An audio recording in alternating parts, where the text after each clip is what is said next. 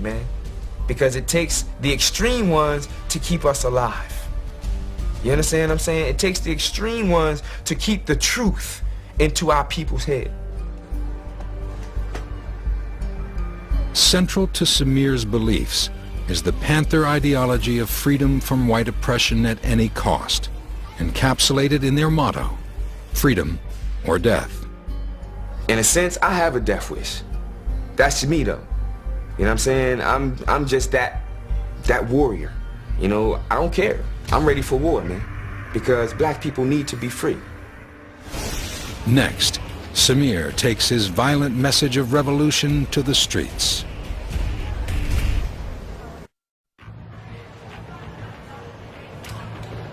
King Samir Shabazz is the new Black Panther Party's Philadelphia leader. This new Panther version of Black Power does not include white participation. In fact, Samir keeps a composition book of indignities perpetrated on blacks by whites. Bottom line, I understand he is my open enemy today. He has brutalized, raped, maimed, killed, burned, lynched, robbed, tortured, took our names, took our God, took our language, took us. Okay? So there's no reason for me, knowing all of this, with this book, all of the history of everything this man has done to us, there's no reason why I should be still walking around in 2008 talking about let us all unite and fight this struggle together.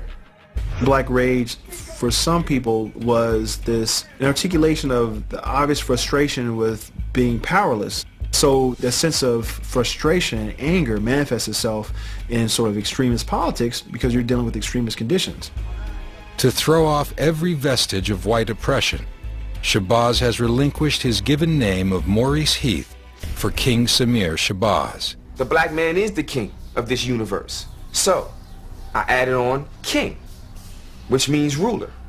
Samir means entertaining companion or teacher, and Shabazz means indestructible. So that's how I formulated my name. In Philadelphia, King Samir Shabazz and his chief of staff, Jerry Jackson, spend weekends passing out flyers to call attention to injustices in the black community, protesting police brutality, and recruiting new members. Did you get one of these, Queen? Take that one. All right, you're welcome. Sis, you get one of these? It's information on how to deal with the police. All right? Many different situations when they come to your house, when they come to your car, when they just violating you on the street. My job is to educate black people whether they want to be educated or not. I don't give a damn what they may feel about white people. I hate white people. All of them. Every last iota of a cracker, I hate him. Because we're still in this condition, man. You want to play? We didn't come out here to play with nobody. Samir targets only his people with his Black Power message. He preaches racial separation and rages against police brutality against blacks. He believes that only revolution can liberate his people, and rejects the idea that the election of Barack Obama will usher in real change.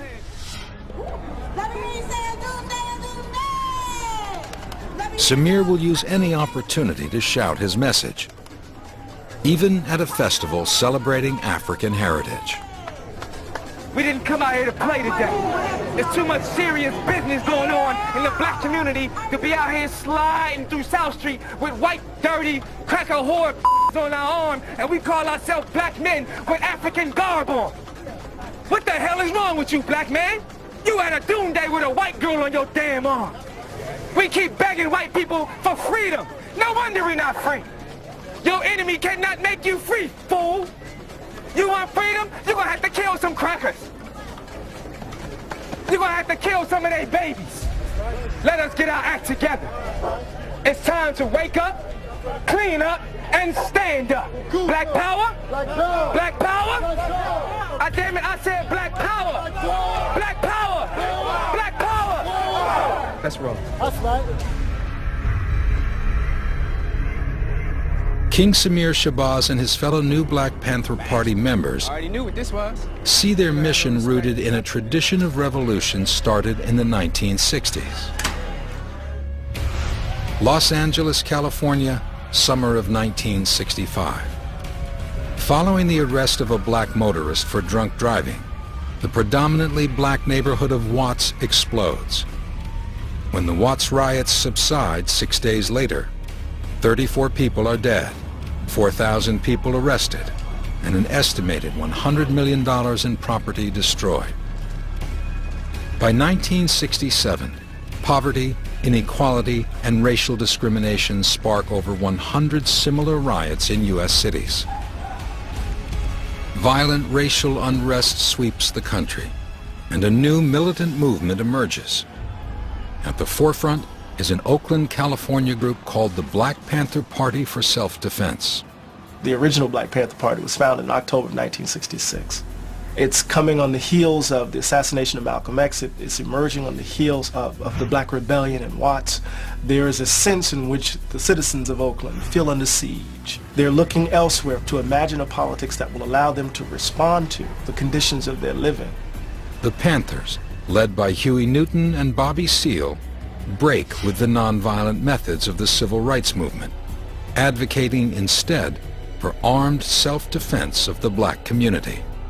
The Black Panther Party said that in order for black people to be free, the American government and the American structure had to be completely rent and reconstructed in a revolutionary way. To think that you are going to seek freedom from your oppressor is ridiculous. To think we're going to march and say no justice, no peace from now to doomsday is an absurdity. So once you understand that, and now a mechanism is in place, a guy named Huey Newton stands up and organizes other men and women, and they patrol the streets and they say this is what black people know of the government, justice on the street.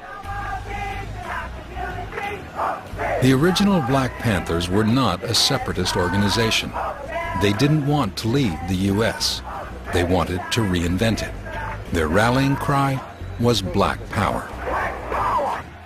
They combined black nationalism with Marxist philosophy and sought to overthrow the U.S. capitalist system of governance.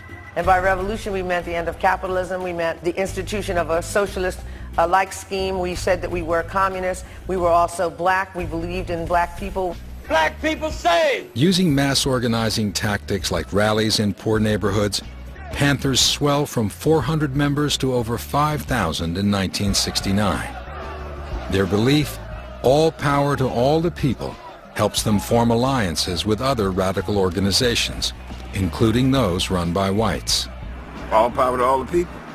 There are 6 billion living human beings on the face of this earth right now. It has evolved to be such.